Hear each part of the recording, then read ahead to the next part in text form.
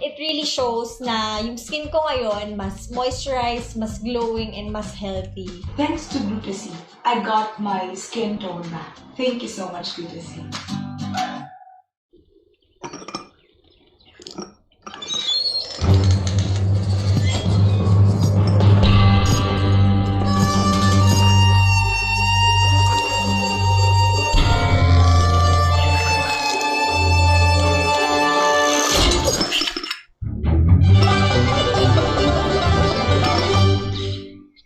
Every coffee needs a lotus.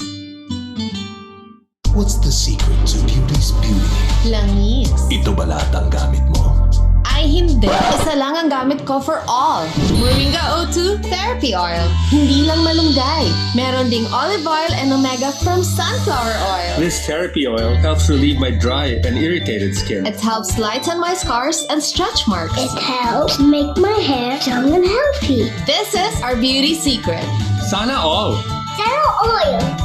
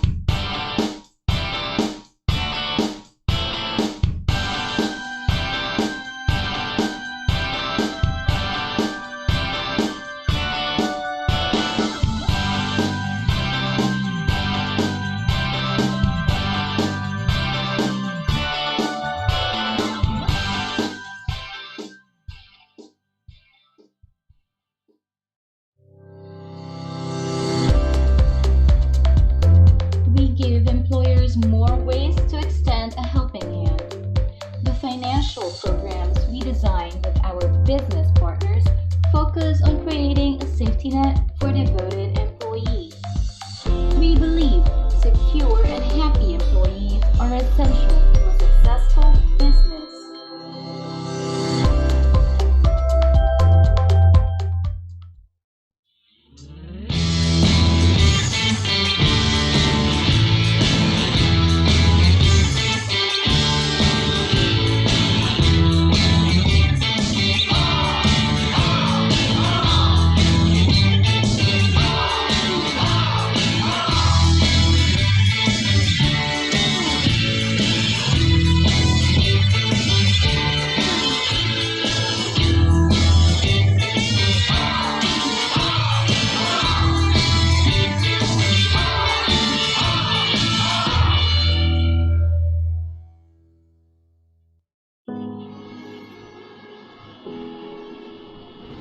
Nandito ako nung nagpa-practice mag-bike ng anak ko.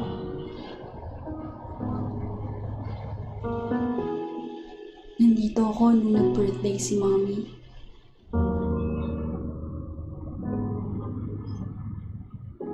Dito ako nag-celebrate ng wedding anniversary namin. distance will always be a problem.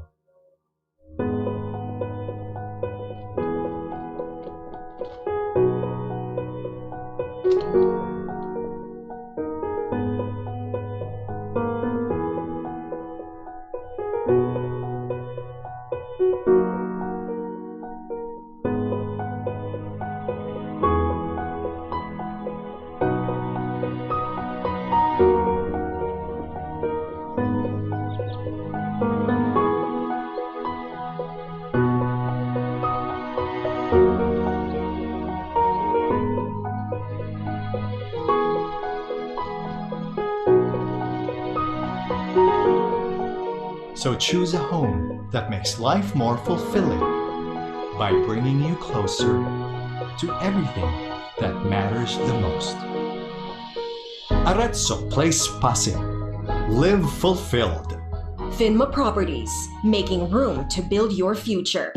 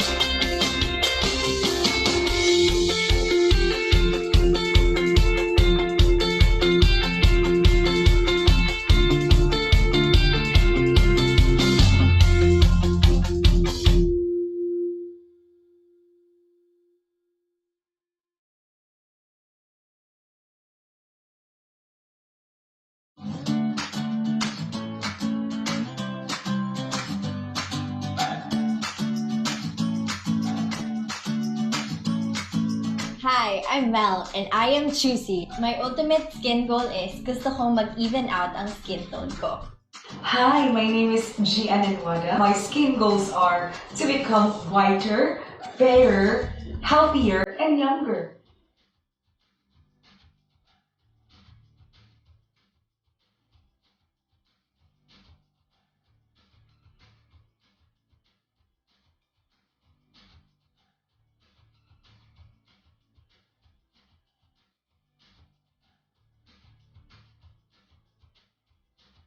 It really shows na yung skin ko ngayon mas moisturized, mas glowing, and mas healthy. Thanks to Glutasine, I got my skin tone back. Thank you so much, Glutasine.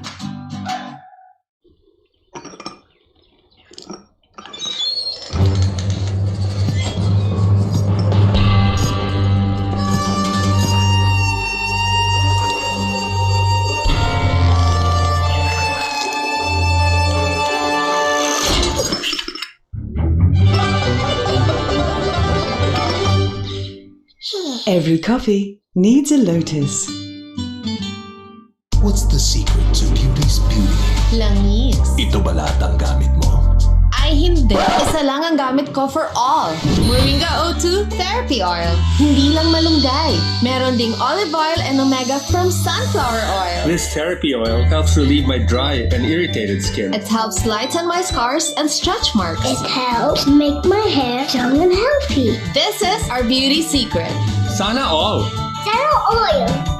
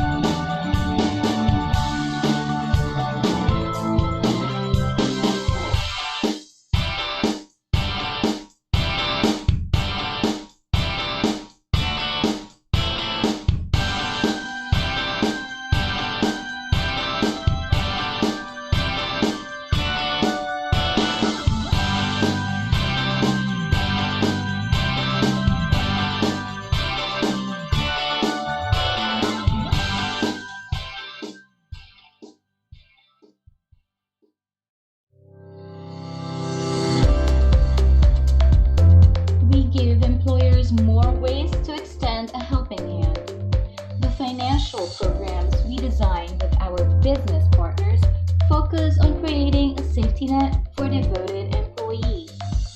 We believe secure and happy employees are essential to a successful business.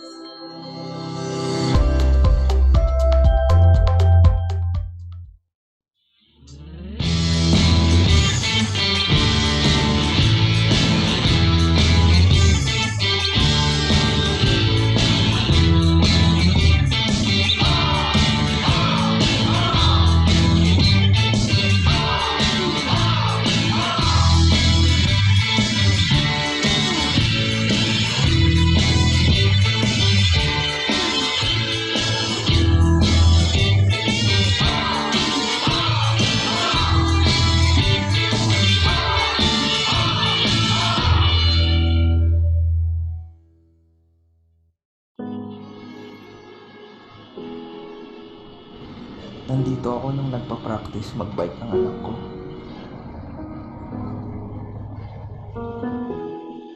Nandito ako nung nag-birthday si Mommy.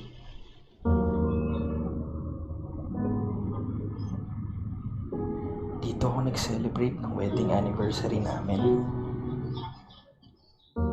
Distance will always be a problem.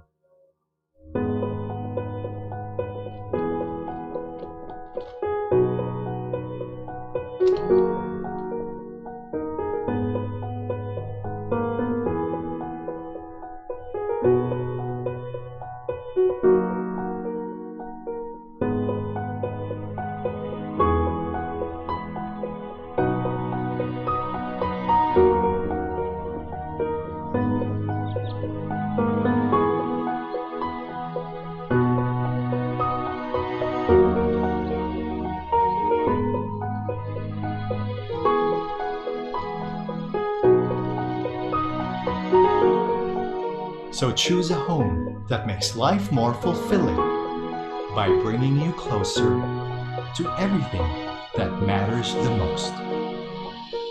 Arezzo Place Pasig. Live fulfilled. Finma Properties, making room to build your future.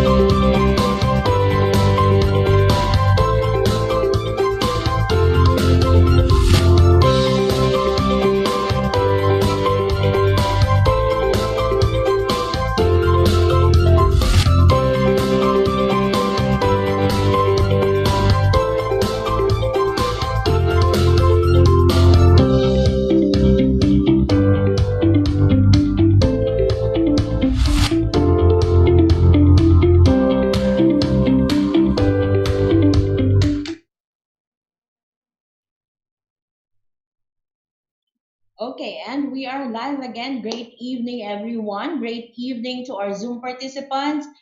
Hi and hello to our YouTube, LinkedIn, and Facebook viewers. So, this is our second live webinar series for a cause. For today, I would like to say hi first to good evening to Lovejoy Milyare, Ella May, Janille Montebon, and Miss Arlene Laguno. Welcome to our e-learning session powered by Ariva Academy. My name is Irish Balonda Samson, and with me is Mr. Howell Mabalot. Hello, sir. Hello, I Miss missed you for Irish. 30 minutes. I missed you for 30 minutes. Nagbago na ako ng I changed my my set. Wala nang natural light sa bintana. Sayang yung skyline ng BGC. Tingnan ko later. Hindi natin nakita. Okay. Check later. Please Please join me in welcoming our out of the country participants, and they are watching from New Delhi, Jakarta, Indonesia, Kuala Lumpur, Malaysia, Lalitpur, Nepal, Adam Sound, Pitcairn Island, Singapore, and Sharjah, United Arab Emirates. Okay, moving on. In order for us to have a smooth flow of our e-learning session, here are the house rules. Who are the first time viewers of our webinar, please type in hi in the chat box now. And for avid viewers, please type in hello. Let us know where are you watching right now, what is your company, so we can greet you as well. Okay? Maria Crispina Sales, hi ma'am. Sir Roger Abada, hello sir. Rossini from GSIS, okay. Welcome to our e-learning session. Miss Janil, of course. Okay. So moving on, let's do an audio check. You will be needing a good quality headset. Please type in 111 to show if you can hear me loud and clear. Let's check now. Okay. A while ago, we're having a bit difficulty in the connection. But for now, sir, 111. We are all loud and clear. Hi, Miss Ophelia. Hello again. Okay. Jennifer Ramos. Sharon is here with us again, sir. Miss Sharon. Wow. Okay. Yes, in attendance. So, yes. 222 means you cannot hear us. 2121 means our sound is breaking up or there's a log. Question mark if you don't understand anything. But so far, 111. Okay. Loud and clear and audible. We will be having a quick break later after the presentation of our guest speaker and before we move on to our question and answer portion. Yes, Miss Sharon, you will be getting an award for best in attendance. Yes. Okay. For question and answer guidelines, participants' microphones will be temporarily disabled by the administrator during discussion to avoid interruptions. Questions will be entertained after each topic of the session. For questions and clarifications during the provided time after each topic, please click the raise hand button for the administrator to enable the microphone for live questions. We will entertain later live questions from our Zoom participants. Take advantage of this. We will be having another global keynote speaker, okay? Type in your questions at the Q&A box. One question at a time will be entertained. For comments and feedback, please scan this QR code. This will be directed to our feedback form. Please help us improve our future service and our future e-learning sessions. Okay? And we are very excited for this e-learning session to discuss gratitude attracts gratitude, encouragement in times of crisis. Mr. Hawa Mabalot, please introduce our global keynote speaker for this evening. Thank you, Miss Irish, for the honor of introducing our global keynote speaker for this evening.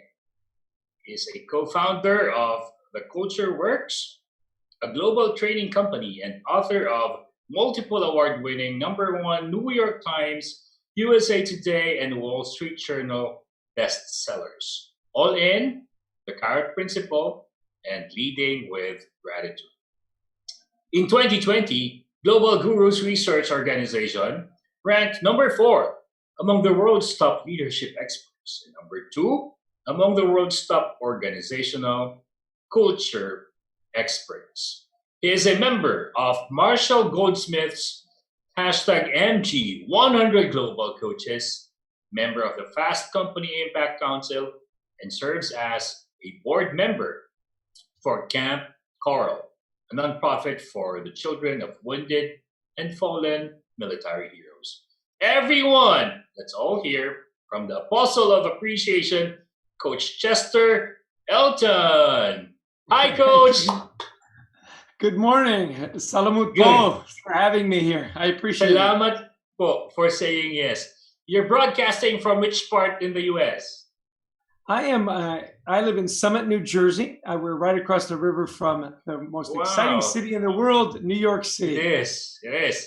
And you have just overcome the fight against, COVID-19. You are doing a great job as of now, I believe so. Yeah, the fight goes on, no question. but the curve has been you have reached the peak Yes. already, and it's going down. The curve is going down. So good morning there, Sir Coach Chester. Great. Would you like me to start sharing my slides now?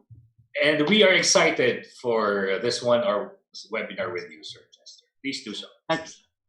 Great. Let me get to my slides really quickly, and we will check all the right boxes and get to that straight away. Okay. Can everybody see my slides? Yes, sir. Wonderful. Well, Howell, I'm hoping this will be very conversational between you and I. And I would love for the participants to put questions in the chat box. And so the way we present in Zoom, of course, I can't see the chat box. So feel free to interrupt me with questions at any time. I find it's always more engaging if it's conversational as opposed to a lecture. Is that fair enough?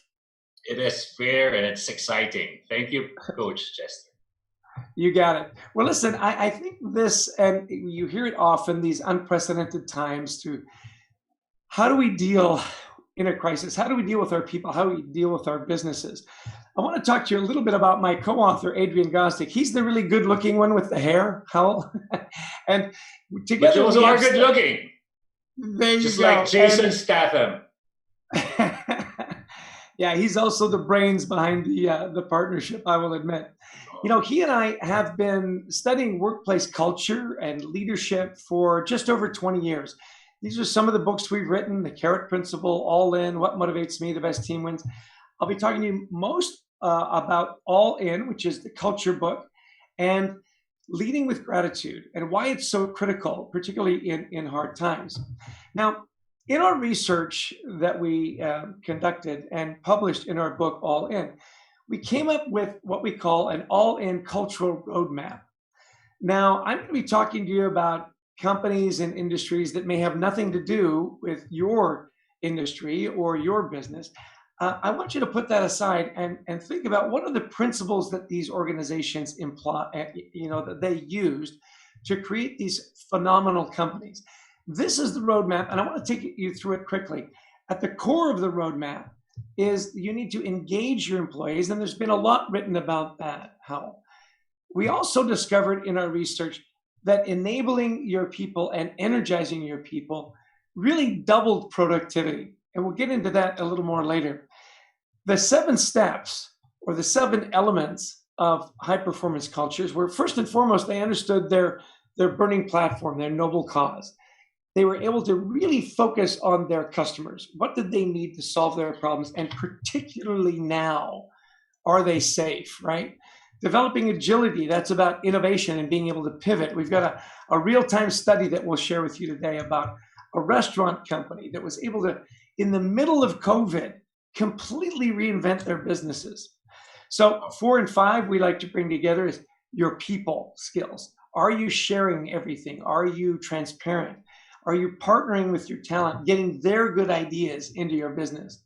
Cheering for each other, step 6, is always one of my favorites. Led us to write Leading with Gratitude. We never, and I want to question you on this, Howell. Have you ever seen a high performance culture, a great leader or a great team where they didn't celebrate their successes? No. They usually celebrate it on a daily basis, little wins.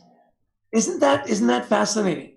It's one of the simple things, very low cost, and yet very few companies do it. Isn't that fascinating? Yes, it is.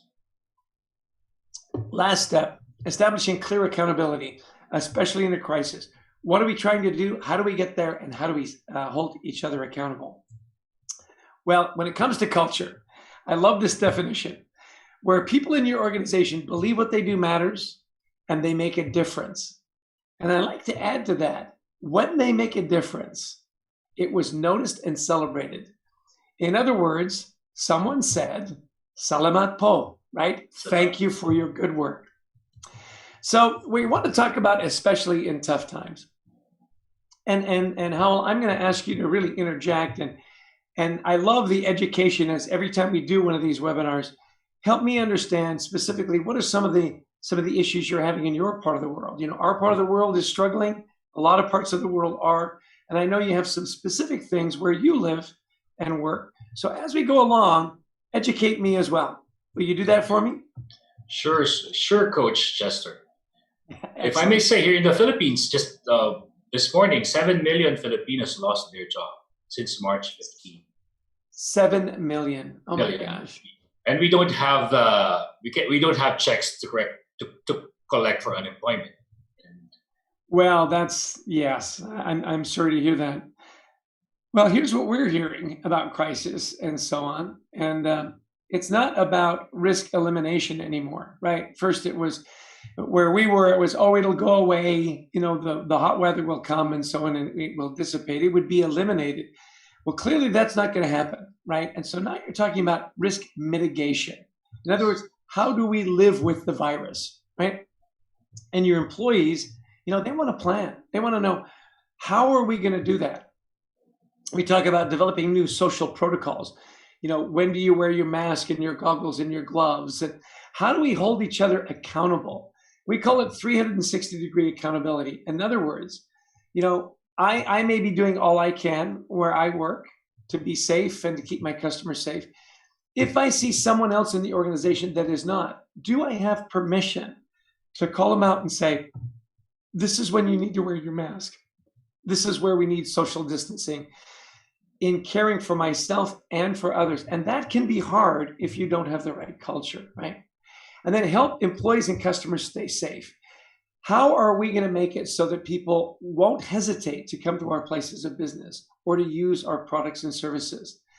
And again, giving new transaction options, online, pick up at the curb, delivery services, and so on. Does this resonate with you, Hal? It does. And in fact, it has sparked change. The way we consume our resources, the way we have food delivered, there's no more dine-in, etc., etc. So we have pivoted somehow. Excellent. Well, here's my real-time study for you. This is a really interesting character. He's become a good friend of ours. His name is Kent Taylor. Now, Kent Taylor is the founder, CEO, and president of a chain of restaurants here in the United States called Texas Roadhouse. Now, they have 600 restaurants and they have 70,000 employees. And as you were just mentioning, Hal, they went from 100% in the restaurant dining, and it was all about the experience. It was a party. It was, ice cold beer. It was steaks. It was ribs, and it was a party. Well, their takeaway business was probably only about 5 to 7% of their total revenue. Actual business. Exactly. So now all of a sudden they've got to shut down all their restaurants. What are they going to do? Well, because they have a culture where it's okay to be a little crazy, it's okay to innovate, they immediately made the shift. Now, in the restaurant business here in the States, 3 million people lost their jobs in the first 4 weeks. 3 million in restaurants alone, right? So they had to figure it out. The first thing Kent Taylor did is he said, at Texas Roadhouse, we take care of our people first. So he gave away his salary to the Employee Relief Fund. And he said, we're not going to lay off anybody, 70,000 people. And we're going to pivot to 100% takeaway. And here's what's fascinating now. In 4 weeks, not only did they go to 100% takeaway, they became profitable. In other words, they were, I know, it's unbelievable, making money. Now, here's how he did it. He said, look, when it gets hard, you call your crazies. These are the people that are already doing innovative things. Get their ideas into your business. He says, I call those guys my big dogs, right? And then I've got my rule followers, and they're kind of my puppies on the porch. And he says, I take my big dogs and I pair them with my puppies, and we start to innovate. Isn't that fascinating? It is. Then he said, then he says, we're going to communicate every day. So at the beginning of the crisis, they literally had leadership meetings first thing in the morning every day. How are things going, in New York? How are things going in Texas? How are things going in Los Angeles? He said, there's going to be no faking, no lying, no hiding. We're going to tell the truth every day. And what was fascinating, as we were talking about earlier, every call they celebrated. Every call they celebrated little successes. Hey, we've got enough masks. Hey, we've got enough gloves. Now, the picture in the upper right-hand corner, so there's the restaurant in the background. One of the things they do in their restaurants is they do this country-style line dancing. And it's hilarious, right? So what they said is, we're going to give you service with a heart 6 feet apart. So instead of dancing inside the restaurant, they danced in the parking lot. They made the parking lot where they had the party. Isn't that fascinating? Wonderful. In fact, Coach Chester, if I may, we have Texas Roadhouse here in BGC where I live. You know what? That's right. I forgot. They've got some international places. We have Texas Roadhouse. We have those line dancing, and we have great steaks. And thank you for letting us have and enjoy that. Well, here's what happens when you pivot in a crisis and you have a culture that allows you to do that, right? Not only did they become profitable in 4 weeks, they actually were able to pay their employees a bonus for showing up in the crisis. And they, in fact, are looking for people to hire because they need more employees to satisfy the demand. Here's one of their a couple of their numbers. 60%. They're all actually as of yesterday. We were on the call. They are at almost 75% of pre-COVID sales. Now, one of the ideas they had, and you'll see the picture on the right-hand side. They said, "Look, people need meat. You know, the grocery stores were running out of meat." Yes. And they said, "You know what? We've got a lot of meat. Let's sell it in what we call a farmer's market." Down in North Carolina, they had lines of cars. People waited over 4 hours. What? And the restaurant owner there, he said, "It wasn't just my best day of the COVID. It was the best day in the history of this restaurant. It was so profitable." And the PR and the goodwill and so on, and that's a great culture. Well, you know, we want to make this kind of interactive. So if you can watch the chat box for me, Hal. One of our favorite cultures to study, and in our book, Leading with Gratitude, we start with this story, is WD-40. Now, do you have WD-40 in we have that here in the Philippines. Yeah, we have that here. If it squeaks, you put WD-40 on it. Right? So here's the skill testing question. We have developed in our training company a wonderful online assessment. It's called the Motivators Assessment. It takes you about 20, 25 minutes to take it online. It tells you where you're really motivated at work. And we sell them all the time through our website in our training. For the attendees that are here today, I would like to give them a gift of one of these assessments if they can answer the skill testing question. And here's your skill testing question, Hal, and to those that are listening. What does WD-40 stand for? What does the WD stand for, and what does the 40 stand for? And as that starts to roll in, I want to tell the story of WD-40. So Gary Ridge is the CEO. He and I have become great friends. In the last recession, he said, "You know what? I'd go to visit our facilities, and people would say to me, our employees, say, 'Gary, are you okay?'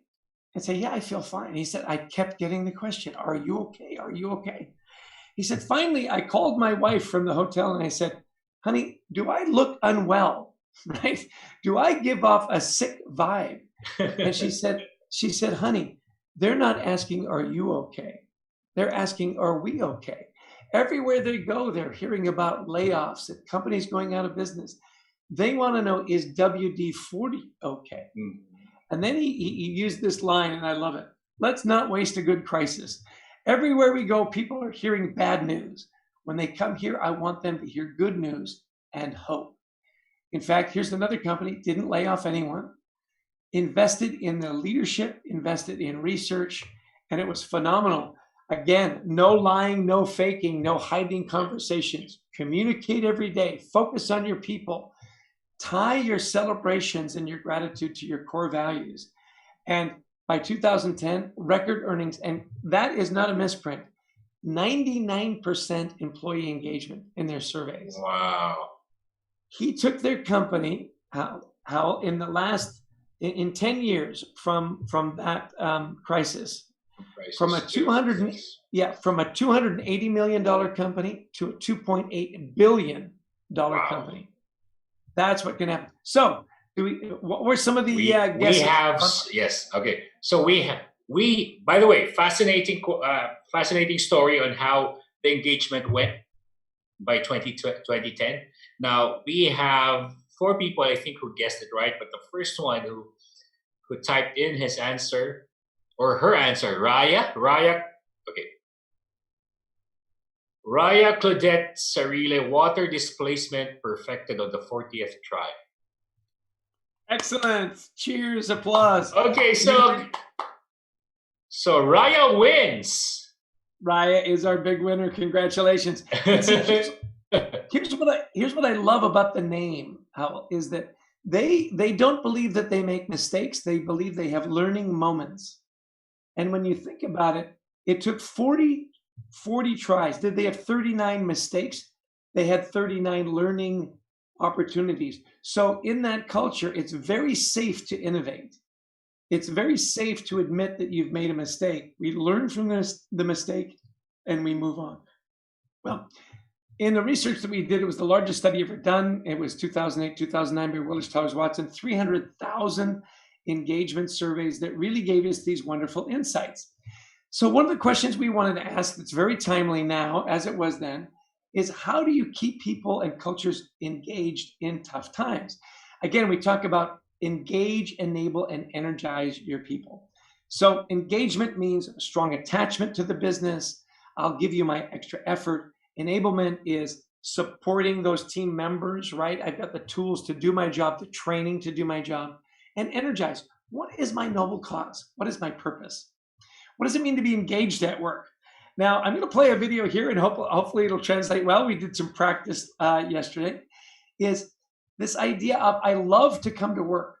Now, how I found a video on the internet of a disengaged employee leaving work at the end of the day. And because I found it on the internet, I'm pretty sure it's true.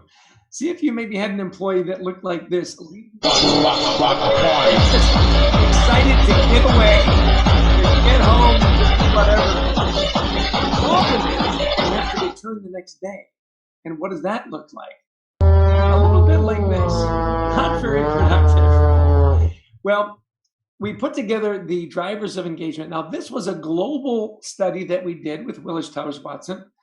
Every major economic center, whether it was Asia, Eastern, Western Europe, South America, North America, and Africa. The drivers of engagement universally were I had opportunity and well-being, I had a chance to grow and develop, I trusted my leaders, and I had pride in the organization, in what we did and how we did it. What we loved about that was it also gave us what the drivers of the drivers would be. In other words, I was aligned. We kept our promises. My values aligned with the company values. Communication was open and honest. And look at that. The number one driver of the number one driver was I felt appreciated and valued. There were frequent expressions of gratitude in the workplace. Well, any of that resonate with you, Hal?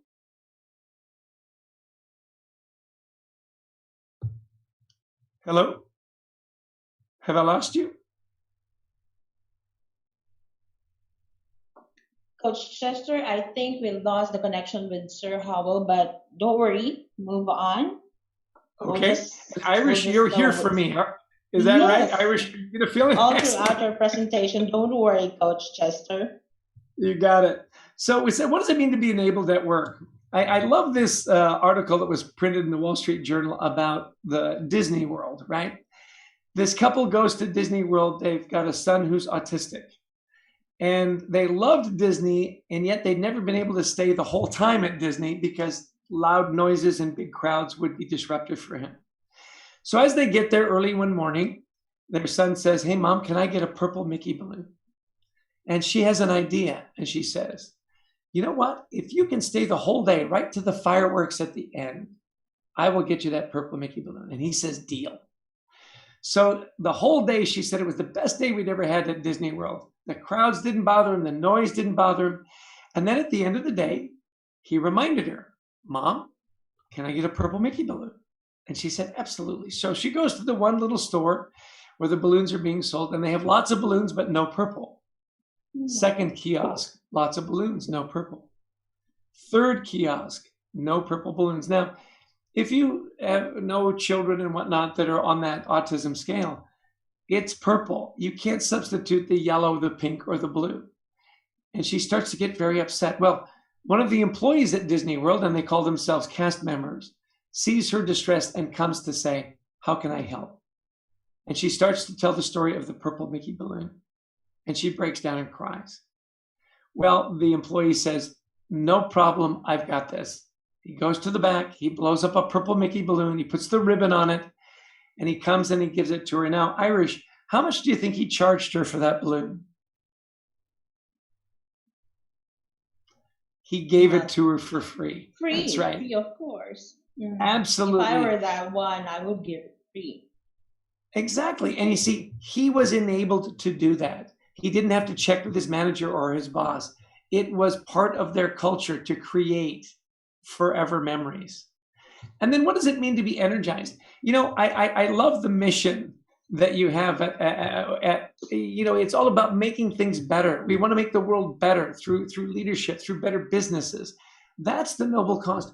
What is your noble cause that will keep your people engaged and energized at work? Because here's what happens. When you engage your employees, your operating margin is about 14.3%. When they're enabled, they have the tools and they have that noble cause. Productivity literally doubles. So are you giving them the tools? Well, brings us to our latest and greatest research, leading with gratitude. How do you engage the hearts and minds of your people? Focus everyone on the right behaviors. And especially now in a crisis, how do you keep hope alive? We call it Gratitude 101. So I'm going to take you to university here for a minute. Understanding the gratitude gap. And Irish, this is where it was fascinating in the research and the numbers. Because we asked leaders, do you think you're above average in showing appreciation at work? 67% said yes. When we asked their employees, do you agree? Only 23% said yes. There's this gap of how we perceive ourselves as leaders and how our employees, the people that work with and for us, actually perceive us. So it's not just about giving credit where credit is due. It's knowing where and when it's due. Do you really understand the work and what is extraordinary effort? So this now has grown to over 1 million engagement surveys in our database, over 80,000 of our motivators assessments. So we took a look and said, how does gratitude impact the employee, right? And the way I want you to read this in engagement scale is the lowest quartile is people that receive almost no gratitude in the workplace. Engagement was about 7%. And then it's good, better, best. So the more gratitude, the more appreciation was shown, the more likely employees were to be completely satisfied with their job. The more appreciation and gratitude they received, the more likely they were to stay. In other words, retention. But look at this. The more they are engaged. Exactly. Now, this one was really interesting. On engagement, it had to be done right. It wasn't just frequency. Was it meaningful? Was it meaningful to me?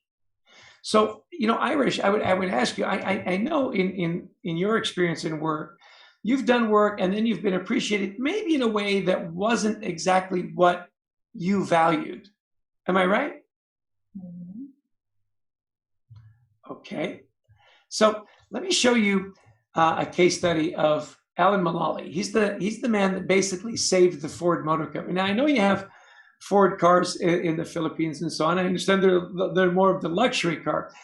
In the last recession, Ford Motor Company was this close to going completely out of business. They brought in Alan Mulally to literally save the company.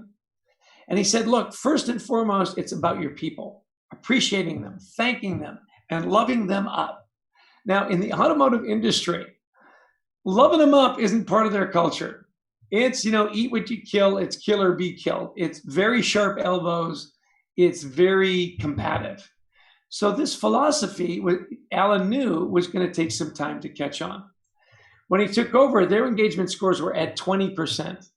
They had a bunch of disparate companies. They had Land Rover and Volvo and so on all around the world, and they were competing with each other.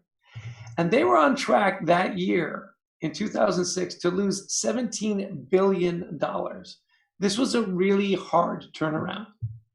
So how did he do it? He says, we're going to hold each other accountable. And by the way, Irish, if there are some questions in the chat box, feel free to interrupt me and we can take some questions as we go. Fair enough? Coach. So guys, please type in your questions now. I know a few people have raised their hands, and that's more than appropriate. So what he said was this, look, we're going to hold each other accountable. We're going to meet every week. If your project is on track, it's green. If it's needs some help, it's yellow. And if you're stuck and need help, it's red. First meeting he has, Irish, all the charts are green. And he says, well, it's going to take him a while to feel confident to admit a mistake. Second meeting, it's all green. Third meeting, it's all green. And finally, he stopped and said, hey, everybody, we just lost $17 billion. There's no way this is all green. There's just no way. We've got to trust each other. You've got to remember that you have a problem. You are not the problem. And finally, Mark Fields, the North American president, said, yeah, I got a problem in my plant in Canada. I need help. And there's Alan Mulally on the left-hand side just clapping. He said, now we can turn things around. Now we trust each other. And that was the beginning. He said, let's focus on small wins. Let's make sure we enhance trust by sharing everything. We're going to stay optimistic, and it's going to be a one Ford culture. Well, as they started to turn things around, it was really interesting. In 2014, when he left, employee engagement, remember, it was 20%, went to 91%. They didn't take any government bailout money, and they increased their stock price. That is not a misprint, 1,837%. A remarkable turnaround. And how did it start? Love your people, love them up. Well, their stock price from 2006 to 2010 increased over 1,000%. When he left, it took a dive. And this is what I think is fascinating, Irish. They knew the way to do it. And yet when Alan left, they stopped doing it. Don't you find that fascinating? Hi, Coach Chester. I apologize for the poor internet connection here in the Philippines, especially now that it's raining. But I have got to listen to you for the past 15 seconds, and I must say, it is fascinating how one person can make an impact on the bottom line of any organization when they leave or when they stay. It is leadership. It comes down to leadership. And welcome back. I'm delighted to hear your voice again. Thank you, sir. And I'm really, really sorry. I tried to open the curtains so that the signal will at least will come in. And I hope I'm coming across clear, sir. Clear as a bell. Appreciate it so much. Well, listen, here's the thing that was really interesting when we talk about gratitude in the workplace and how critical it is. See, a lot of people believe that expressing gratitude is a soft skill. It's a nice to have. Well, in crisis, it is an absolute hard skill, and it is an absolute must have. And this case study, I think, is the perfect example. If you were to ever meet Alan Mulally and spend some time with him, he is not soft. He is very demanding, and yet his people love him. And he says, look, by withholding gratitude in tough times, you're just shooting yourself in the foot. When people are more grateful, when we are more grateful for the sacrifices they are making in hard times, everybody's more engaged, more productive, more focused, and more innovative. The press, it is, isn't it? And the press described him as having a spine of titanium. Like spine of titanium. Can you believe it? And yet grateful. Yes. You see, it's not either or. You can have both. You absolutely can. So here are our 8 leadership practices as we move on. And I love Warren Buffett, who says, one of the richest men in the world, right? He said, establishing good habits, even little wins like saying thank you and please are major keys to success. Now, again, the soft stuff is the hard stuff, right? And I want to give you some tools how to do it. This is the stuff our moms taught us. Am I right, Hal? What did your mom teach you? I agree 100%. This is my mom and dad, by the way. Wow.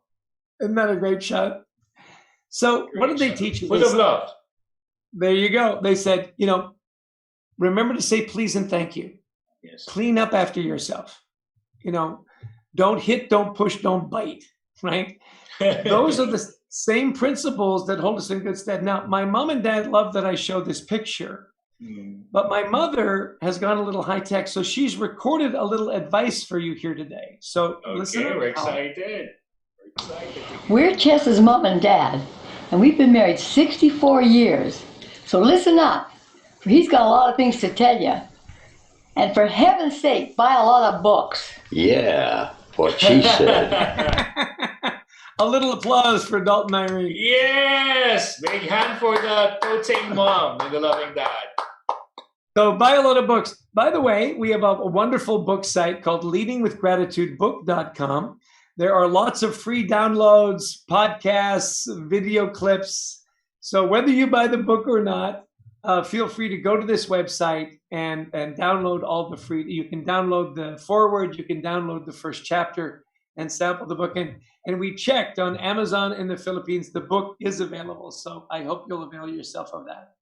Wow. So, we know that mothers knows best, so mothers know best. They know best, so we have to buy your book, sir. Yes, in fact, make my mother proud. That's the goal. Yes. Let's make our moms proud. The 8 best practices, we divided it into 4 and 4. Seeing what's going on and expressing, right? Okay. So this idea of seeing, am I soliciting and acting on input? You remember, Texas Roadhouse. Am I asking my people for their good ideas? Am I assuming positive intent? And we'll get into that a little deeper. Walking in their shoes. Do I understand what their jobs are? And as we saw with the Ford Motor Company and with WD-40, look for small wins. Now, on the expressing side, give it now, give it often, don't be afraid. Tailor it to the individual. Reinforce those core values. And you know what? It gets really good when it's not just top down, when it's peer to peer. When employees start to appreciate and recognize each other, that's when you know you've got a culture that's safe to innovate and safe to do things. Well, let's jump in. So when I say assume positive intent, how do you interpret that? What does that mean to you? It means, that's the ultimate and the most important thing in life. Whatever we do, that's our intention. Because if our intention is to use and if our intention is to manipulate, then that your intention will soon be, in one way or another, revealed, but in time. I love that definition. We got to talk to a wonderful business leader, Hubert Joly, who took a big retailer here in the United States from $1 billion deficit to $1 billion surplus. And he said, I may be naive. I assume that when people come to work, they want to do a good job. And in trying to do a good job, they make mistakes. That's okay. We can learn from those mistakes and move on. Remember, WD-40, 40 iterations with the formula. And it's interesting. This is a wonderful video of when you assume negative intent, you can misinterpret what's going on. See what you think of this. Hey, kid. What you got to do now? Come on.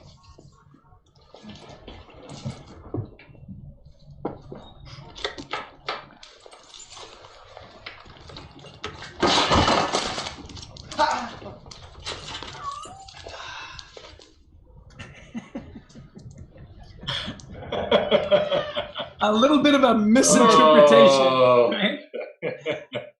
When you assume negative intent, you take offense as a leader. I love this. When you say, hey, can I talk to you for a minute? Hey, just drop everything. Just come talk to me. The first thought that goes through your head isn't positive. It's negative. And how with a hand gesture. That's right. Hey, you. So, it's interesting. My father had a saying, and I loved it. He said, you have to choose to be offended. And I thought that was interesting. You have to choose to be offended. I love this. Indira Nooyi, she's the retired CEO from Pepsi. She said, when you assume positive intent, everything changes. You assume that people are trying hard and they need your help. When you assume negative intent, you very quickly become angry. You assume that they've done something to you, and it creates this negative vibe, right? I love that. When you assume positive intent, everything changes. Well, here are some ideas. And by the way, we're going to make these slides available to anyone who would like. We've sent them through. Wow. So if you think We this love would be that. good, yeah, for your team, please feel free to use them. Our mission is to create great workplaces, and I hope it helps do that for you. So, cross-functional, look, pick up the phone, go see somebody in person, talk to them. Don't assume the negative. Get the information, gather the facts, take a forward-looking approach. You know, when you just talk to people, you can clear up a lot of misunderstanding. Go talk to people. Don't let it stew. Now, you have to be intentional and you have to be disciplined. What I mean by that is this is a wonderful case study. So we discovered a leader, Carlos Aguilera. He's the gentleman in the yellow shirt there. Ridiculous engagement scores, ridiculous profitability. He runs all the Avis Budget stuff in Dallas, Texas, about 300 employees. So I asked him, what are some of the tools? I want to give you tools today on how you can be more intentional, more disciplined. How do you make sure that that happens on a daily basis? He said, you know what? I put 10 pennies, 10 coins, 10 whatever in my pocket. And every day I set a goal to have 10 positive interactions with my people, 10. And the way I keep track is I move a coin from my left pocket to my right pocket. He says, if I get to my lunch break at noon and I've still got 8 pennies in my left pocket, I'm not doing my job. And there are simple things, right? Like texting someone, dropping them a note in the team meeting, calling someone out. Avis, as an organization, loved it so much, they went on a bus tour all over North America. And the message to their employees were these banners they put up everywhere. You are appreciated. It starts with the employee. Now, Howell, I love this banner. I also thought it was kind of hilarious that they put it underneath barbed wire. We love you. You can't leave, but we love you. So here's the message, and see if this resonates with you, that the customer experience will never exceed the employee experience. That if your customers are happy and engaged, your employees are obviously happy and engaged. And it starts first with the employee. In fact, after they did this campaign, their revenue grew 32%. The result was an increase of $1.9 billion. Now, they did a lot of things that year. It wasn't just that campaign. What I loved is that they actually highlighted it in their annual report that it was a major factor in growing their business. So Howell, what I'm hoping our listeners are taking away today is, yes, it's a nice thing to do. It will make your employees feel good. It's also absolutely rock solid good business if you want to attract good employees and grow your business. Do you agree? I agree 101%. I agree. Okay, so here we're going to give away another motivators assessment. So Howell, I want you to pick somebody out from our group that are there. And if they can successfully answer this skill testing question, what is the positive to negative ratio in a workplace for it to be positive? We will give them a motivators assessment. Have you picked someone out? To answer this already, or okay. Dear participants, please type here. Zoom. Okay, so here it is. Positive to negative. Is it a 1-to-1 ratio? Is it a 2-to-1 ratio? Is it a 3-to-1 ratio? Or is it 5-to-1? Intuitively, which one would you go with here, Hal? I would, of course, it's D. Yeah, there you go. You know what? It's so obvious, and I want so many people to have this little tool to, understand their motivators. You know what? I think we're just going to give a motivators assessment to everybody. What do you think about that? Let's do that. And I think all of them said D. Perfect. 5-to-1. We have winners everywhere. We have winners. All of them win. Here's what's really interesting. Carlos didn't know this. The Harvard School of Business did a study. They said it's actually 5.6-to-1. You could round it up to 6. And now we get from assuming positive intent, look for those small wins. You know, if you've ever bowled, it's really interesting. You actually don't aim for the pins, you aim for the arrows. That shorter term goal that helps you get to, that's what increases your score and your bowling ability. I want to tell you a story of a football team in Toronto, Canada. Bill Manning is one of our favorite leaders. Toronto FC, when he took over, they were dismal. They'd never won the Supporters Shield. They'd never won the Cup. They'd never even made the playoffs. From 2014 to 2017, he took them from bottom of the league to champions. That's Bill down in the lower right. I love his haircut. We have that in common. And the way he did it was when he got there, you'll love this if you're a sports fan, he built trophy cases for all the trophies they had not won. So that as people came in, they'd say, our goal is to put a trophy in that case. Look for the small wins. Now, praise effort, reward results.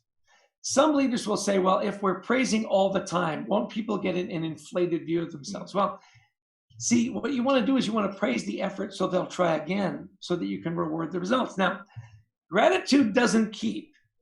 So I would encourage you that when you see something good, recognize it now. The closer the recognition is to the behavior, the more likely it is to be repeated, right? So here's another skill testing question, and this one's just for you, okay, Hal? Yes, everybody's got the motivators. Okay. Just for you.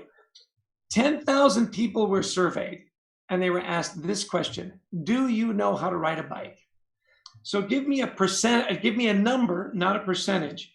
How many people do you think said, I do not know how to ride a bike, out of 10,000 people? Give me a number. Percent.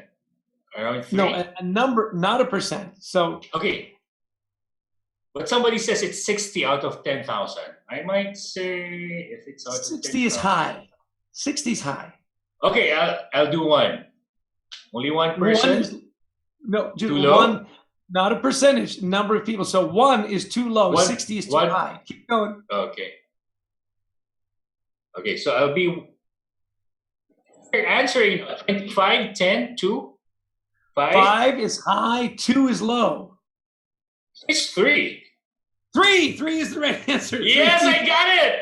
And Sharon Oliveras got it as well. Congratulations. Miss Irish also got it. We all got it. That's so here's what's 10,000 people. 10,000 people, only 3. 2 women and 1 man, which would lead you to believe that women are more truthful than men. Here's the point. They wanted to know, how did you learn how to ride a bike? You might remember your big brother or sister or your mom and dad put you on the bike, and they're cheering you on. Hey, you're doing great. Hey, you missed the curve. Hey, that doesn't look like it'll need stitches, right? They're encouraging effort because they want you to try again. Here's the perfect example of someone, not the results you want. You want them to get it. Right? Because as you then try again, you win the trophy. I know basketball is huge in the Philippines. In the Philippines, it is. And it was so sad. Rest in peace. Yes. And you know, I loved Kobe Bryant. I loved his passion, the way he played the game, his championship trophies. I grew up in Canada. And the sport in Canada that is number 1 is hockey. Ice hockey. This is a great trophy. I think this one is a little better. The point is, to get to the championship, it takes a lot of practice. And I've never met a great athlete, a great team, where they didn't cheer along the way. Hey, great practice. Hey, great effort. So that ultimately they could get to the championship trophy. Well, tailor it to the individual. Quick story. My co-author Adrian Gostick and I, when we wrote our first Carrot books, The Carrot Principle, we worked for a large company. And I said to our CEO, you know what? We should recognize Adrian for the writing of the book. Adrian is the writer. We researched together. He is the writer. So I said, look, let's take him to the big annual banquet, right? Let's present him a watch. I noticed he didn't wear a watch. It'll be wonderful. He'll meet people he's never met. It'll be a big gala banquet. It'll be after hours in the evening. He will love it. Well, see, here's the thing, Hal. Those are the things I love. Those aren't the things that Adrian loves. And the fact that he doesn't wear a watch is because he doesn't like watches. So I had projected what I love onto Adrian. What I didn't know were his key motivators. Now, This is the Motivators Assessment. It was at the time based on 850,000 workplace surveys. It's one of the most statistically valid personality assessments. We had PhDs and psychometricians and organizational psychologists help us put it together. And what it will do is give you your top motivators and let you know what kind of identity you have. Are you a caregiver? Are you a thinker? Are you reward driven? And this is a sample of the report. It rank orders all 23 of your key motivators. Now, when you understand your people's motivation, you can better put them in a position to succeed. When your team understands your motivators, communication is better, team building is better. And here's how you get it. Just drop a note, a simple email to Christy at thecultureworks.com, and she will send you a fun little digital package around, what are some of the ways you can use this assessment? Here's the code for you to use it with you and your team. Our gift for you for attending the webinar today. So very simple. Wow. I want to leave it up there. Let's put it in the chat box, Christy at thecultureworks.com. So for our participants here at Zoom and those who view us right now via YouTube and LinkedIn, there we go. Excellent. Christy at thecultureworks.com. Yep, Christy at thecultureworks.com. Now, again, just quick review. Are you seeing what's going on? And are you expressing that recognition in a way that is meaningful? Now, we didn't have time to go through everything. I hope you'll go to our website, leadingwithgratitudebook.com. There are more tips there. And the roadmap to all of this is published in our book, Leading with Gratitude. Now, as we wrap up, and I want to save some time for questions, this is my favorite data point of all time, is that when you are happy and engaged at work, you are 150% more likely to be happy and engaged in your personal life. In fact, we really encourage people to take it home. In the book at the end, we have what we call the Baker's Dozen, 13 ways for you to take it home. Now, in your academy, I love this. It's all about being better. We didn't study any leaders that practiced leading with gratitude in their organizations that didn't also take it home.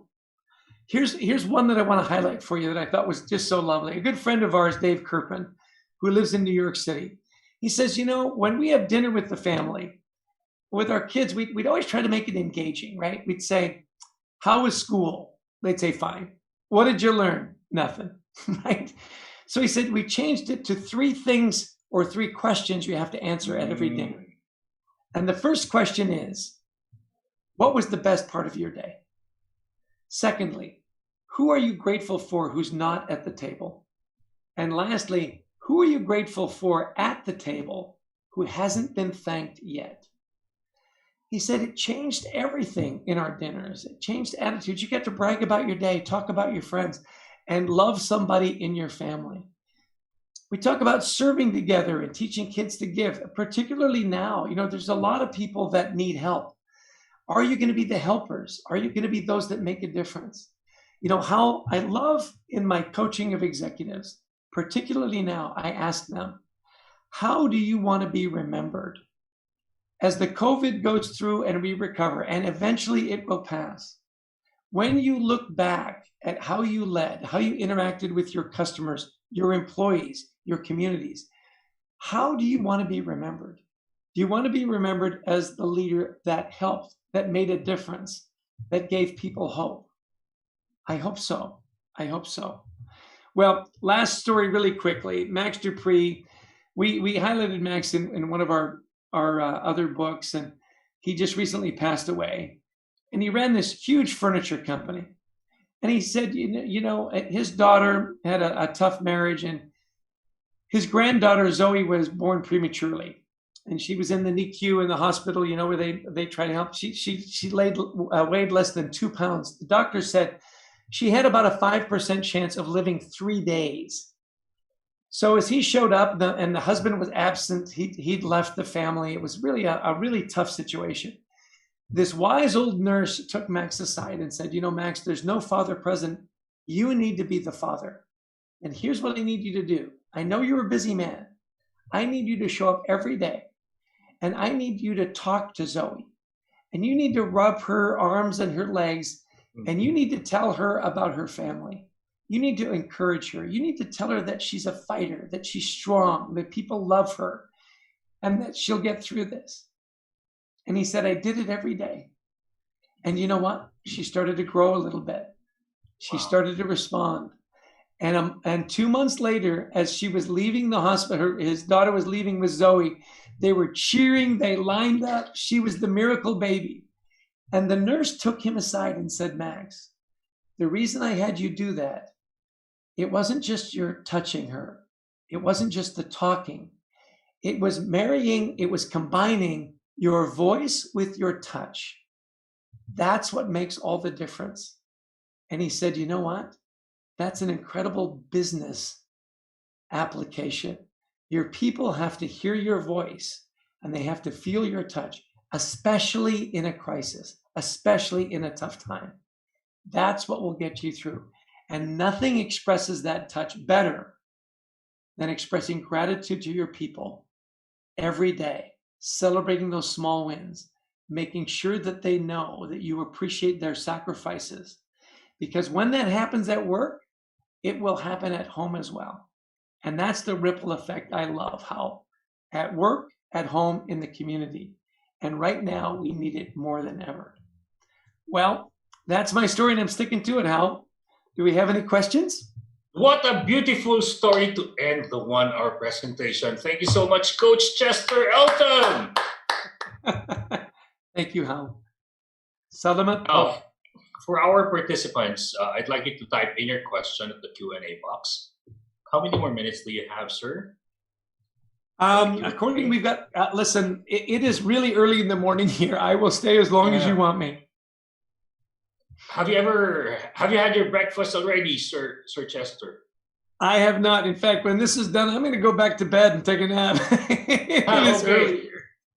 Firstly, I'd like to thank you for as our participants start to type in. I'd like to just mention some announcement. Is it okay, Sir Chester? Excellent. Good to see your face, Hal. Thank you, sir. I've been watching your face, and I've been feeling your positive energy, your kindness. I mean, yes, there is distance, but thank God for technology. I felt you and I saw you. Thank you. There's truth and authenticity in you that I and our participants really appreciate. Wonderful. Speaking of, well, thank you so much for all these kind little, I can now see the chat box for all your gratitude and your thanking.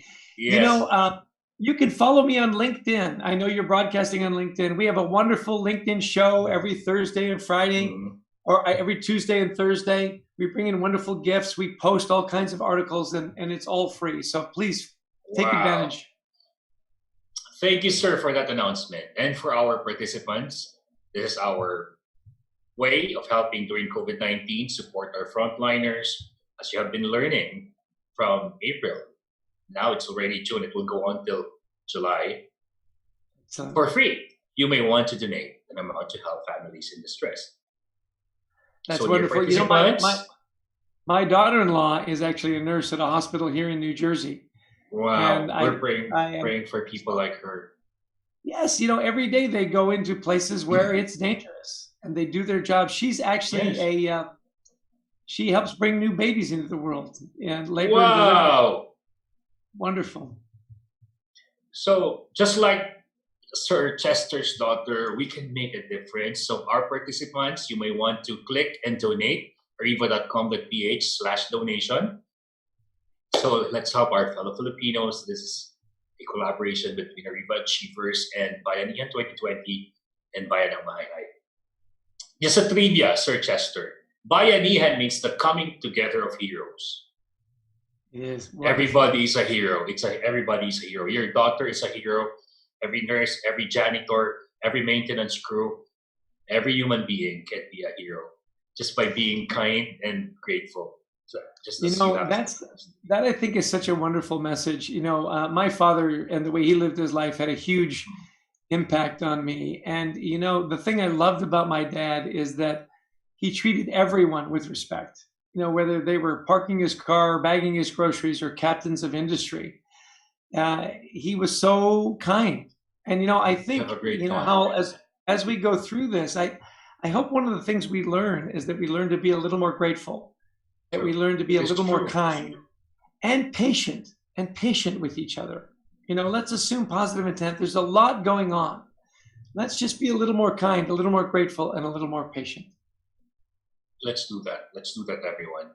And you know what, Sir Chester, you make me want. Well, with what you just said, I remember my parents raising me well.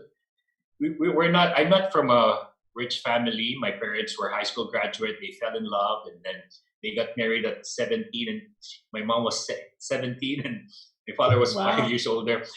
And well, I mean, they grew up. They raised us. I mean, through elbow grease, and yet the values they taught us is to respect everyone. And now I'm 47, going to 48. I respect that. That's one thing nobody can take away from me. Respect every human being.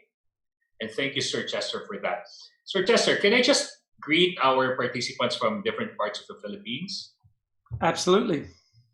They are from Baguio, Batangas, Bulacan, Cabanatuan, Cebu, Davao, General Santos City, Iloilo, Isabela, La Trinidad Benguet, Laguna, Pampanga, Quezon Province, which is my province, Rizal Province, and NCR. And we have a birthday celebrant, Marinette Espartines. Happy birthday! Happy birthday to you. So, are you ready now, Coach Chester, for the Q&A? Absolutely. From Rosario Perlas, how do you instill gratitude to staff who have high entitlement culture? And how do we crack that kind of belief system? It's a great question. When you have people that really do feel entitled, it's interesting. I think that the opposite of gratitude is entitlement, right?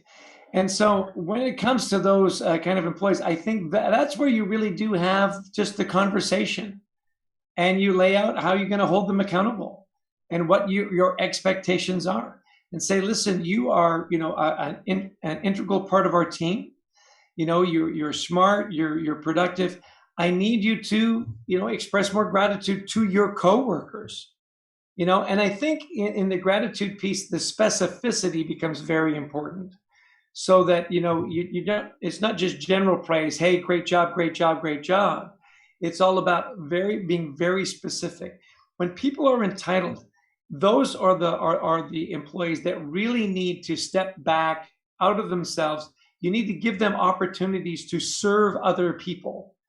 And in having that conversation and setting the expectations as to what you need from them, that I think is really an important conversation. Now, if they don't buy in, if they can't do it, then you have a really interesting decision to make. Because, and I learned this from Alan Mulally. He said, look, this is what we need you to do. Now, if you can't do it, that's okay. You just can't work here anymore, right? We need this from you. And if you can't do it, that's okay. You just can't work here anymore. And I know sometimes that's hard to let go people that are really productive.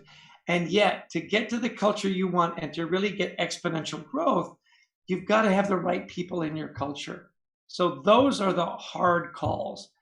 The good leaders find a way to make those calls. Is that helpful? It is very helpful, which makes me want to ask you this question, Sir Chester. So yes, I can feel your positivity and kindness and authenticity, but I'd like to ask, do you also have a titanium spine? Yes. See, you confuse gratitude with being soft, and it is. People say it's a soft skill. It's really interesting, though, how the best leaders, the extraordinary leaders that I was able to meet and we were able to study, were also very demanding. And when you think about the best leaders you worked for, they pushed you. Right? They challenged you. They put you in a position to grow. They wanted you to get better. They didn't make it easy. So here's what's really interesting. When we talk to great leaders, we said, tell me about your career. They always go to the hard times because that's where they learn to be great leaders. So, this encouragement along the way. You think about, Kobe Bryant. Kobe Bryant was very demanding of himself and the players that played with him, and they loved him for it, right? Yes. So it doesn't have to be either or. It doesn't have to be either or. It has to be it has to be both. Exactly. We have another question from Marinette Espartines. How to activate an attitude of gratitude when people around you, like work colleagues, obviously are not thankful for what they have, and instead gossiping and bringing people down. How not to get influenced and affected by them? These are actively disengaged co-employees. I'm going to give you a tip, and this is from my dad. Whenever he was in a situation where people were gossiping or saying mean things about other people, he would say this. We'll do a little role play. Let's say, Howell, that you're gossiping about Irish. Okay, I would say, just an example. I know that would never happen. Say, you know what, Howell, I'm so surprised to hear you say that because Irish speaks so well of you. Oh, and that's one situation. Now, here's the thing. You can only control what you can control. So you can control your attitude. You can control the way. And if it starts to gossip and you say, you know what, I don't like this kind of negativity. Let's change the subject. And I'll give you a perfect example. Again, my father would say, you have to choose to be offended. So my father did a lot of charitable work in our church. And for a long time, he worked with the youth. Mm-hmm. And we had a woman in our congregation who was miserable. And she loved everyone else to be miserable with her. You know those people, right? Yes. So she comes up to him after church one day and she says, Mr. Elton, you think all the young people in our congregation just love you. Well, I'm here to tell you, they don't. And he said to her, well, thank you. And she said, it wasn't a compliment. And he said, too late. I just assume that everything people say to me is a compliment. So don't choose to be offended. Choose not to be offended. And when you hear that kind of talk, say, you know what, let's change the subject. Yes. Or, Howell, I'm so surprised to hear you say that about Irish. I love that. So well of you. I love that line. I love that line. You know what? It's a guilt trip for people who are gossiping. Exactly. And thank you, sir. Jenalyn Karingal is asking, what if you are in a situation wherein your boss do not know how to appreciate the efforts of his staff? Here's a great little tip. Recognize them. Recognize the boss. Recognize the boss. Colleagues. Yeah. And you know what? You can still recognize each other. Now, it's easier when the boss sets the tone because the way the boss acts gives you permission to act the same way. I understand that. If the boss isn't good at doing it, you know what? Give them a little bit of recognition. Give them a little note. And then start doing it yourself. Just start doing it. Be the positivity in your team. And then when it feels, right, say, you know what, boss? We love it when you give us a little bit of encouragement. That little note that you sent or the little note, those things go a long way. We would love for you to do a little more of that. We do it with each other. It would mean the world to us. Go to the boss and say, you know what, Hal? Susan has been knocking it out of the park. It would mean the world to her if you just wrote her a little note. Coach him up a little bit in a very soft and subtle way. You can control what you can control, so you can do it. Recognize the boss and help the boss. Say, you know what, so-and-so's been working with me. It would mean the world to them if you just stopped by and said thanks. Wow. Help them. Thank you, Sir Chester, for this online coaching. Most of our participants are HR directors, managers, and supervisors. Well, time flies so fast. It's 7:06 p.m. here in the Philippines, and I'm sure but you have to go back to take a nap, right, Sir Chester? I think that's my plan. And I'd like to ask you this. Will you be okay for a part 2 someday soon? We have written 12 books now. We have a lot that we can share. And please, I love your mission. I love that we had so many people participate. Great questions. I hope you'll take us up on our offers for the motivators assessments and visit our website. Anything we can do to help. We are mission driven to create great workplaces because we believe it creates better lives and better communities. So absolutely drop me a note again. I will get up early again to be with you. Thank you so much, Coach Chester, for being mission driven, for being purposeful.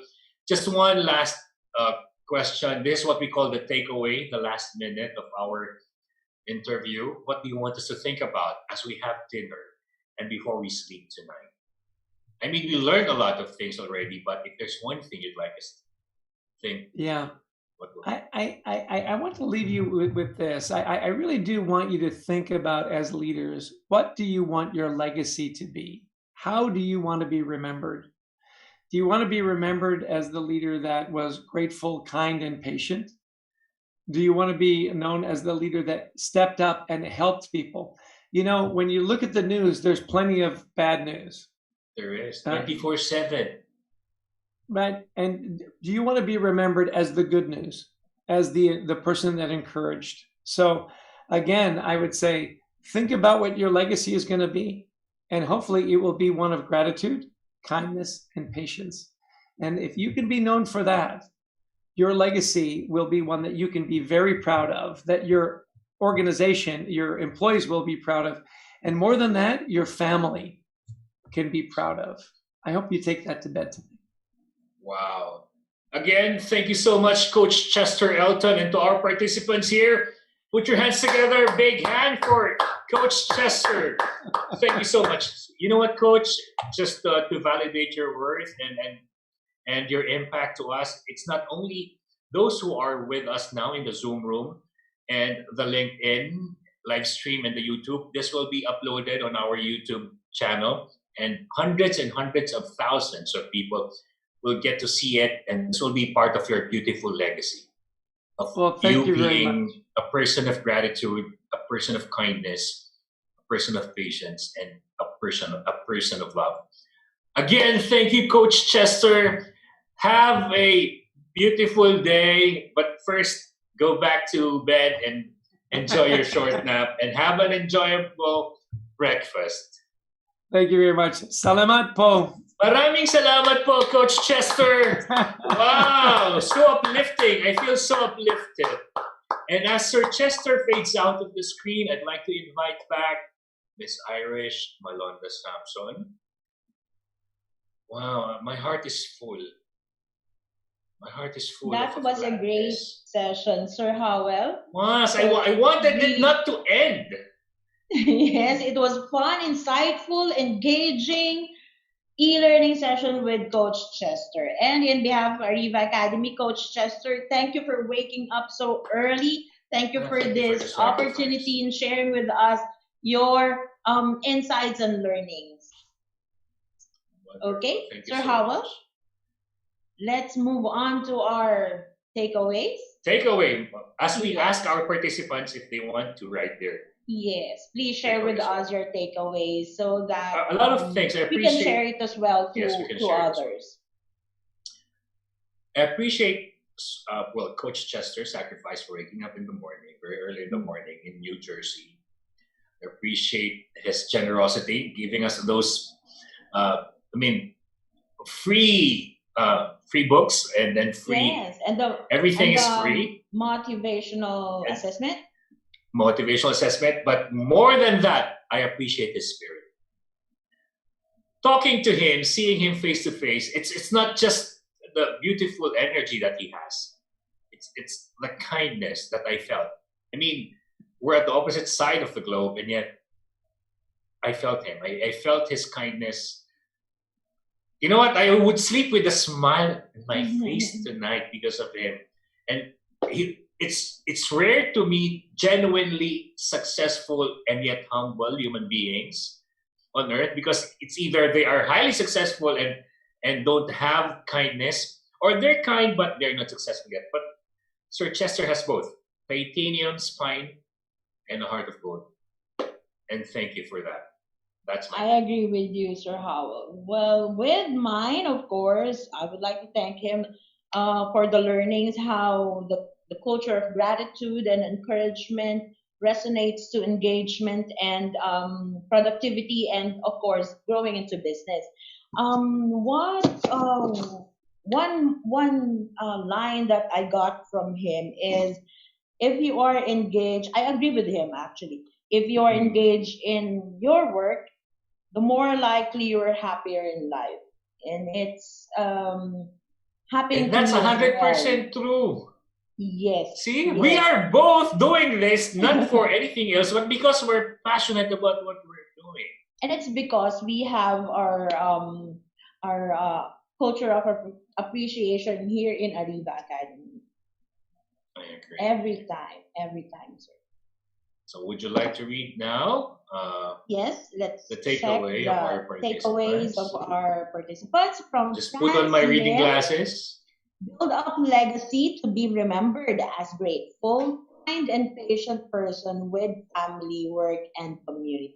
Thank you so much. Wow, thank you for Van that. Slim. I also forgot to mention that he failures are not failures; they are learning moments. That's what I love about one of the many quotes that I love about Sir Chester. Failures. Wow, that was great. They're And learning moments. of course, Sir Howell, speaking of gratitude, we would like to thank you for moderating again our sessions for this for today. Thank you As for the always. opportunity to meet people like Coach Chester. And I Such will be enriching seeing you. encounters. Yes, sir. I will be seeing you again on Tuesday for another e-learning session. Yes, see you on Tuesday. Happy Independence Day, Philippines. Yes, happy Independence Day. And Sir Howell, thank you so much. Have a great evening. Thank you. Thank you, Coach Chester Elton. Thanks, Miss Iris. Thanks, Sir JM, Kuya Jeffrey, and everybody for participating. Don't you go away. Yes. And I would like to thank you as well, our participants, for joining us this evening. And we would like as well to thank our following win-win partners. Our official media partner, Art Plus Magazine. Digital media partners, Focus Media. Globaltronics. CD Advertising Ventures. Outcome. Elevate Media. For win-win partners, thank you to Brother Faber-Castell. Gluta-C, Moringa O2, AFC, Mr. Donut, Tokyo Tokyo, Lotus Biscup, Boss Job, Sir Technology Inc., Finma Properties, Salary Jet, Ilawi Korea, Kitolson and Carpo Consulting, Enchanted Kingdom, Disperse, Cosmetech Philippines Inc., Mindchom's virtual preschool program. To register, please call them at 0906-486-0710 or email them at disacanabi@mindchoms.org. We would like to thank as well Essential Safety Products PH. So for your personal protective equipment, for your health and safety compliance requirements, please email them at essentialsafetyph@gmail.com.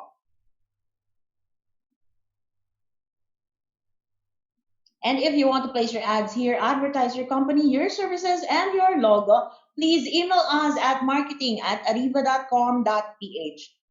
Stay on top of our insights and updates. Stay connected on our social media sites. Please join us on our Ariva Academy Facebook group. Like the Ariva Academy Facebook fan page. Follow the Ariva Academy LinkedIn page. And visit us on our website. It's www.ariva.com.ph. And if you missed our live webinars this evening or today, and our previous e-learning sessions, please do subscribe to our YouTube channel. It's Ariva Academy and Ariva Talks. Again, it's Ariva Academy and Ariva Talks. For our upcoming online learning sessions, don't forget, we will be having our HR Virtual Summit PH. We would like to invite you again for our live webinar series for a cause. We have invited international and global subject matter experts to share with us their wisdom in the HR field. And our session this evening with Coach Chester is one of the part series of our HR Virtual Summit. We would like also to invite you on our e-learning masterclass with Mr. Jonathan Yabut, the Asia's Millennial Guru, how to manage the millennials in the workplace. This will be on Tuesday, June 16, 4 to 6 in the afternoon, and this is only $799 per participant. Plus, you will get one free ebook worth 249 pesos. Another e-learning masterclass from Mr. Jonathan Yabut, Work Smart, Not Just Hard, how to boost your productivity at work. This will be on Wednesday, June 17, same time, 4 to 6 p.m. The brightness amidst the crisis, maintaining the right attitudes during COVID-19 pandemic. This will be on Wednesday as well, 2 to 3 p.m., June 17. And we will be having Coach Randy Esguerra to talk about this session.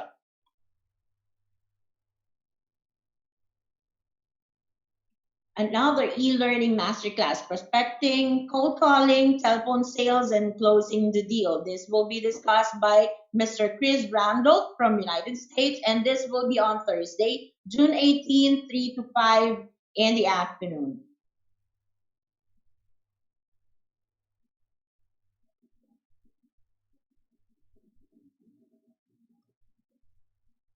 We would like to invite you on the second batch of our online selling from home, how to use FBIG and LinkedIn for your business. This will be on Wednesday, June 24. Of course, this will be discussed by Mr. Jonathan Yabut. And we would like to invite you on our masterclass series by Mr. Howell Mabalot, how to communicate with diplomacy, tact, credibility in times of chaos. This will be on June 30. Leadership skills for supervisors in turbulent times. This will be on July 16. And how to take on greater responsibility. Step up skills for non-managers. July 29. Don't forget to register, guys.